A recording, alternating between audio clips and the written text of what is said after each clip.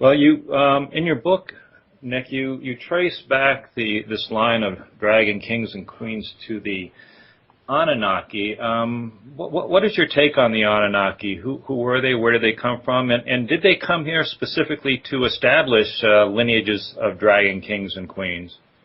The Anunnaki have one principal gene that we know of surviving today, apart from odd, strange genes my family have. But the one principal gene that recognizes them as humanoid and as being the firstborn, if you wish, is the melanocortin-1 receptor gene on chromosome 16q23.4, I believe it is. I haven't got the notes in front of me. This gene is 350,000 years older than the genome of Homo sapiens sapiens. So it was introduced into the Homo sapien genome by this legendary hybridization. Some people say cloning. Well, that has too many negative connotations for me, but we can say they intermarried or interbred with the people who were once called the Elder and created Homo sapien sapien from your basic Homo sapien race. The genes, you'll find it mentioned in the work of Ben Sira. Lilith is called the red-haired queen of the north. You'll find it's related to Minos and Rhadamanthus and Zeus. Most of the gods had red hair. It would appear, even down to Jesus, going thousands and thousands of years later. His description in Roman records clearly states that he was red-haired, and so it seems to be quite a significant gene within dragon royalty. So this is obviously one of the characteristics that one inherits through that gene. What are some of the other characteristics or abilities that one could receive through that gene? Foreknowledge, prophecy, the ability to create magic without dancing around a cat naked, if you don't mind me joking. It's all done in the head. I think also heightened awareness of one's own future and destiny. And certainly it would appear a kind of a spiritual protection. If you fall in it, you seem to come out smelling of roses. And sometimes we fall in it quite often, but things always work themselves out. The other main quality is the ability to quieten the mind, to transcend, and to unite with the Akasha and with life itself, with the universe, where there is no division between you and it. There is just it, So these, I think, are the main qualities that immediately spring to mind, Mark. Well, I think I remember you encourage members of the Dragon Court to have their DNA read to see if they carry that particular gene, right? Yeah. There are several types. There's the R1b haplogroup that descends directly from the House of Hamelech in Israel, which is David and Solomon's bunch, and Jesus' lot. And that goes all the way back to Prince Aram, who married Princess Kirtasheret, who was a descendant of Akhenaten, And as we've posted on the Dragon Sovereignty, the Egyptian pharaohs are actually Europeans, inverted commas. So, well, I'm also curious about the dragon blood that flows through the veins of members of the dragon lineage. It also has special qualities, does it not? so the dragon blood. Yeah. Yes. Traditionally, it contained high quantities of melatonin, tryptophan, telomerase, and numerous other neurotransmitters and hormones, which have particular effects on the way that the brain works. Mm-hmm. And in the ancient dragon courts, was it common during rituals to actually be passing this blood around members of the court and having them consume this blood? Yeah. And there were special rites that were done with females, right? To catch what you call the star fire. Can you speak about that? Yeah. There's it's not a ritual so much as what you might call a psychosomatic exercise. In order to produce more of these chemicals, the girls would and the males would what we call now open up or enliven the chakras or the sephira, and these are aligned to the main hormone excreting glands in the body, and once these are psychosomatically woken up, if you like, or enlivened, and the Krebs cycle is also increased, then you get an increase of these chemicals.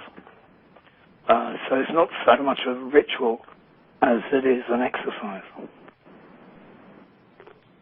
And is there anything, any ritual like this that you're still performing in the Dragon Court today, where you're actually drinking the blood or receiving the blood of each other or whatever? Actually, Mark, that's the question. I think is answered in the Dragon Seed, and I can't speak for individuals. We're scattered across the planet, and if I may jokingly say, who knows what they get up to on a Sunday afternoon when it's raining, there's nothing on telly.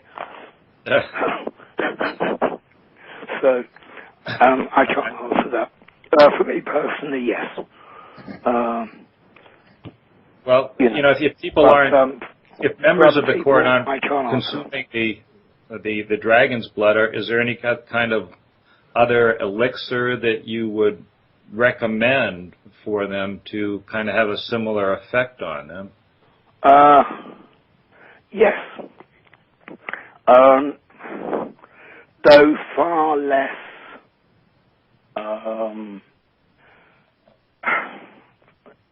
far less powerful.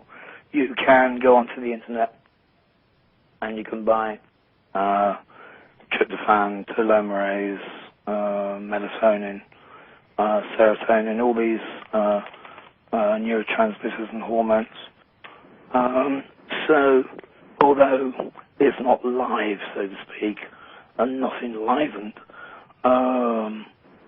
I would say that it's an adequate replacement. Well, you also mentioned, I think, in one of your books that unless a person has the dragon blood, they're not going to respond so strongly to these kind of more common elixirs. Isn't that right? Yeah. There is a way in which we are, if you like, wired a little uniquely, and I'm going to be doing some research and a paper with one of our court physicians within the next 6 months or so, and we're hoping to publish a detailed schematic later on next year. Excellent, excellent. Well, you're certainly doing a lot of work these days. Another question I have is there's all conspiratists can make a conspiracy about anything, and of course they have about the Anunnaki as a race that came here and has been trying to control the planet ever since. Do you think that the Anunnaki intended that their descendants in this lineage of the dragon kings and queens would perpetually rule over the planet? Was that the plan? No, it wasn't. Let's be frank about this. The younger Anunnaki were bone idle, and they got sick to death of doing all the work, and so they complained like hell to mum and dad, and said, can't we get somebody else to do it? And the guys that were around at the time really didn't quite understand what was required of them. So that's when the Anunnaki decided to inject a bit of their own blood into Homo sapiens in order to have them not only as human kings, but also as servants and supporters and so on. I wouldn't have thought for one moment that the Anunnaki even considered the idea of world domination. And quite frankly, I don't today. And there are all sorts of modern conspiracies, about the dragons and the Anunnaki and everything. And really, quite frankly, I can't take any of them seriously. It's almost, what can you say, a knee-jerk reaction rising from, victim mentality, as far as I'm concerned. It's a sense of loneliness, disenfranchisement, and so on. And as the more society breaks down, the more fear there is that there are conspiracies for new world order or the Illuminati or whatever to jump in and take over. And quite frankly, I'd have personally nothing to do with that. I think it's nonsense, and I'm not part of any conspiracy at all. I'm considered to be, I think it was the University of Heidelberg, as you know, published a thing called the World Government Schematic, and it was posted up by Jeremy Dahl, who is a leading social libertarian in Tennessee, I believe. And there's Drakenberg on the bottom left-hand corner, and I haven't really got a clue why, but there you go. So, conspiracies, not into them. And the Anunnaki, no, not world domination, just bone idle.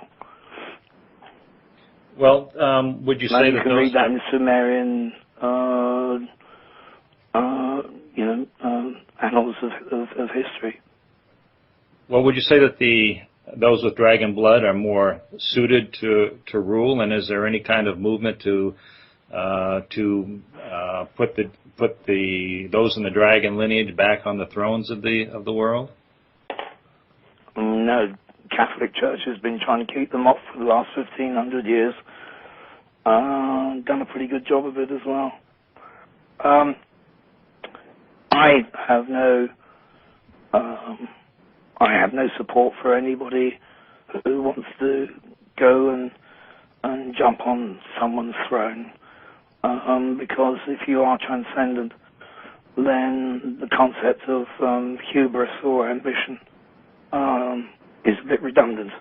Especially for me, I really, really don't care. Life is good, and I really don't want to have to mix with people that I wouldn't give house room to, and I just don't want the hassle. and any sensible dragon would say exactly the same thing. I'm doing what kings have been doing, proper priest kings have been doing for a long, long time. We go back to the concept of kingship as knowing, and of the concept of intercession, of pontiffship, and so on. The original purpose and role of a king was as a guide to souls and a guide to the living. And if any dragons take up any position of responsibility, it should be as wise counselors as much as they are able, not tyrants and despots. I totally oppose any form of power grabbing. We've had all that for hundreds and hundreds of years, and I think it's about time that the planet came to its senses, and ego and hubris was gently removed from politics, because it's just not going to work. The dragon court itself is almost like a hive, I suppose. It's an egalitarian collective. Yes, it's an imperial and royal court, but within the dragon court, whether you're a companion or a full member or whatever, everyone's first name terms, everyone's considered social equals. And so, it would never occur to me to personally wish to take over anyone's throne. I already have an acknowledged princedom, which is registered with the Home Office in Britain. So, no point.